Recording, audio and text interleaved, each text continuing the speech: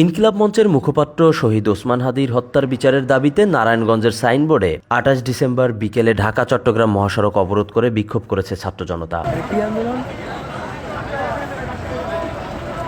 অবরোধের কারণে মহাসড়কের উভয় লেনে যানজটের সৃষ্টি হয়, ফলে যাত্রীরা ভোগান্তিতে পড়ে। মহাসড়কে হাদি হত্যার বিচারের দাবি জানিয়ে ভারতের প্রধানমন্ত্রী নরেন্দ্র মোদী ও বাংলাদেশের সাবেক স্বৈরশাসক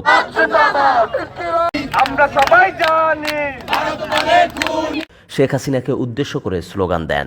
আন্দোলনে থাকা জাতীয় যুব শক্তির কেন্দ্রীয় সংগঠক নীরব রায়হান জানান, ওসমান হাদি বিচারের দাবিতে ইনকিলাব মঞ্চের ঢাকা বিভাগীয় কর্মসূচিতে একাত্মতা প্রকাশ করে ছাত্র জনতা মাঠে নেমেছে।